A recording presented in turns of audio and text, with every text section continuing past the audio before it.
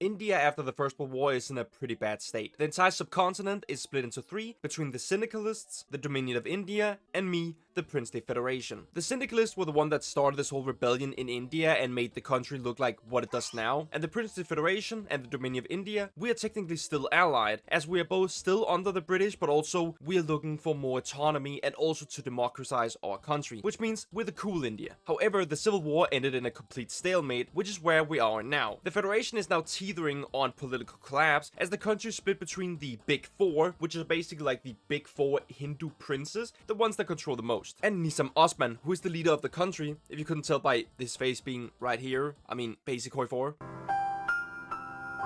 You're gonna suck my dick. The fuck?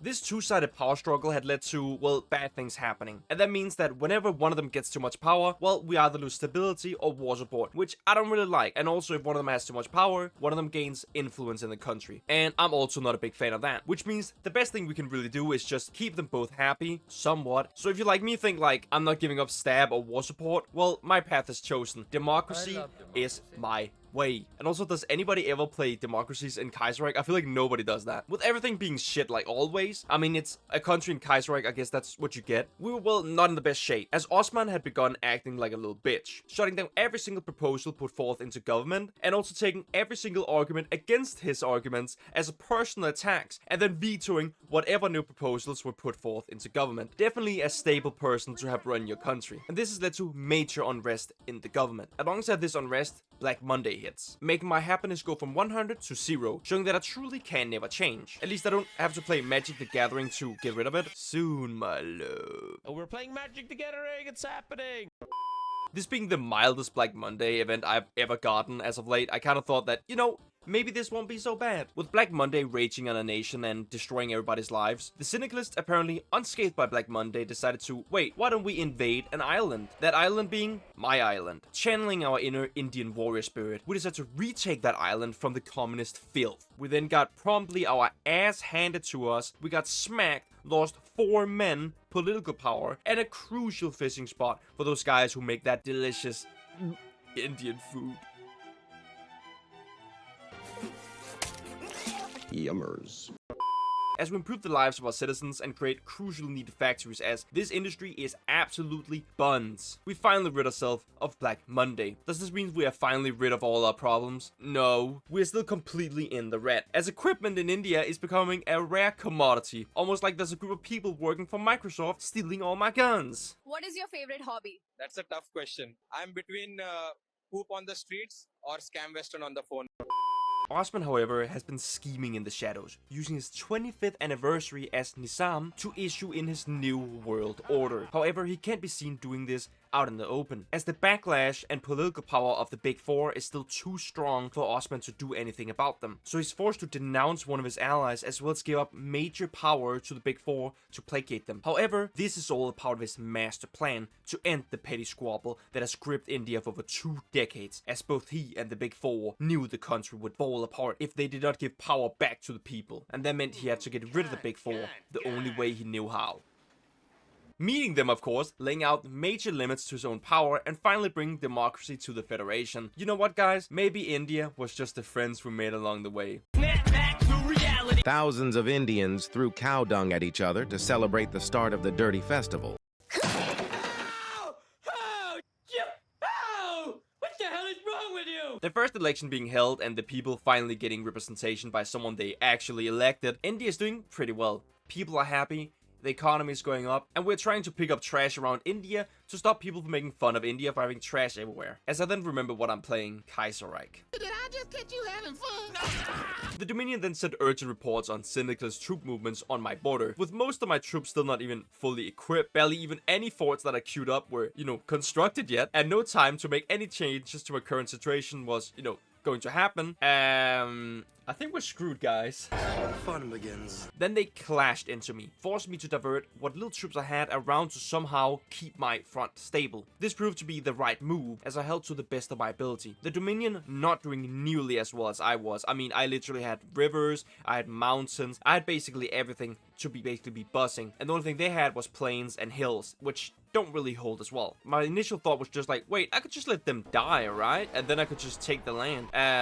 No, because the Dominion is apparently the only major in the faction, which means if they lose, I lose. With the Syndicalists focusing mainly on the Dominion of India, I decided that, wait, this is my time to shine. As I used what little men I had to breach the lines, and with the AI's logic of how to eat the most bricks as possible, finally got encircled, and lost most of the Eastern army. Another encirclement cemented my full control of the Eastern front, and I was able to take Calcutta. Now, why the fuck they fell apart after I take Calcutta makes absolutely no sense. Almost like it's scripted, and I don't know if it's scripted, but like them losing their capital and then just falling apart was that was a bit ridiculous. I then took all the Syndicalist lands for myself and left nothing to the Dominion, as they probably expected me to join them. I mean, we had technically been under the same overlord this whole time, even though I'd gained my independence and become a democratic country. I of course said no when they asked me to give up my independence and join them. This, however, was a massive move, as nobody in their right mind would ever be under the British ever again. They then got super pissed and declared war on me. How they thought they were gonna win a war against a country that now has 4 times their mills, 3 times their military strength, and well, basically were just better in every single way. I mean, Indians rise up. I have no idea. And their volunteers evidently had no idea either, as they were then all encircled and just destroyed. Imagine sailing more than thousands of kilometers just to arrive in India and then get encircled like in the first week and then all die. Honestly, a tad bit disappointing, as the Dominion finally fell and full and utter supremacy over the Indian subcontinent was ours. With India united and also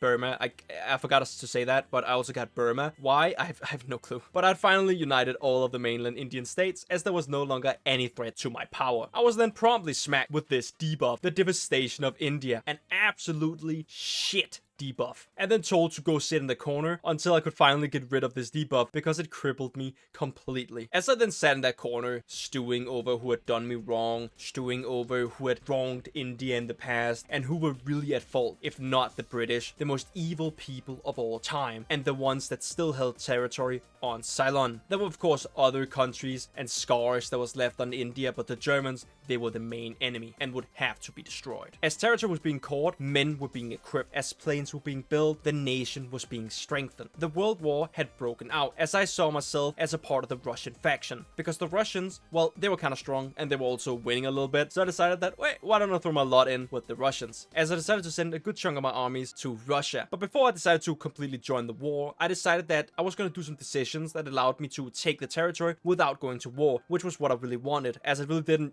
wanted to just go to war if I could get some other territory for free. Every single country that held territory in India all just gave up, folded like a fucking lawn chair. Even the Germans left Ceylon and gave me control of all the rubber they had, which gave me and the Russians complete and utter self-sufficiency with rubber. It's as easy as that, boys. The war to end all wars against the Germans was finally upon me, as I decided to join the war. As the Russians were basically winning right now, we pushed them all the way to Berlin with my great mountaineers. However, the position we'd gotten us into was really not good, as Russia had no air. Most of the air that I had produced was still outclassed by the German air with experience, and also because I'd been in India all this time, I was also behind in tech, which meant my planes weren't really that good, as I was even behind in doctrines. My army, also still way behind the Germans, was nowhere near as good as the Germans, as we were being beaten back completely. I did what I could to, well, blow up Berlin to avenge the people of Ceylon, but it would never be enough, as I was even pushed further back, as a small pocket on German territory was left where I held out with my last mountaineers. They completely ignored the air dominance of the Germans, then made me have to retreat out of the port, and the lost Russian troops that were still left there got completely encircled. I also kind of forgot that I had now also gotten colonies in Borneo, though, but those are like the good colonies, no slavery, no forced labor. I completely 100% promise that. I mean, everything is good there. I mean,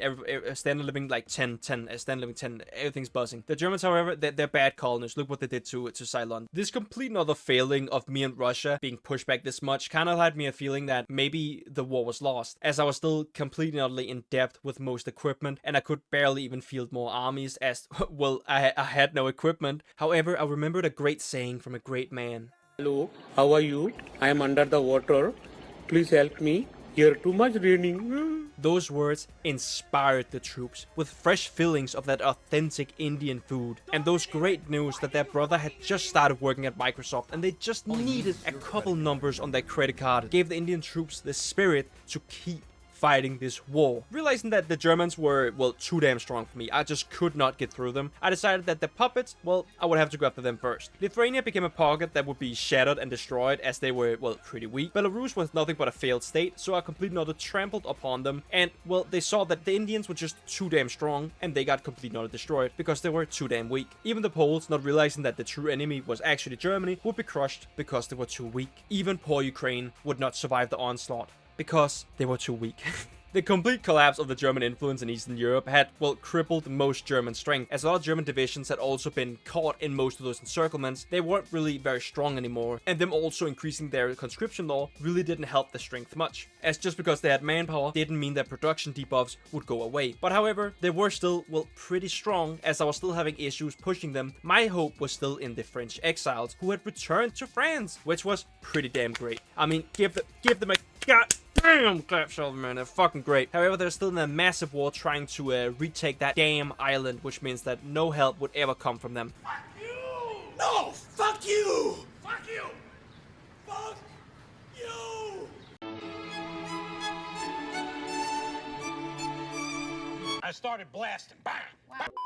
As success was finally being found on the front against the Germans, we started pushing them more and more and more. This time, my armies would not give up Berlin, as German strength had finally run out. They had increased conscription to all those served, which hampered their production, allowing green air finally to be over them because they could not keep up with the production of air anymore. I then realized that, wait, why isn't the Reichspakt falling? That was because the Austrians had gone the unification of the empire path, which meant the Reichspakt would not fall until they fell, which kind of sucked, honestly. But again, the Indians march on, as we then hammered into the Austrian lines. Realizing that the Austrians were, well, kind of just a big paper tiger, they lost Vienna pretty quickly and were then completely pushed back. This then meant the fall of the Reichspakt finally, as territory was finally being able to be taken by us. I decided that the Russians, well, having been nothing but just like a bunch of people that were on a front, I wanted all the territory. The Russians then proceeded to suck complete another cock at the peace conference, and that meant that they basically got, well, one country, and I got all the others. Finland, Lithuania, Poland, Germany, Belarus.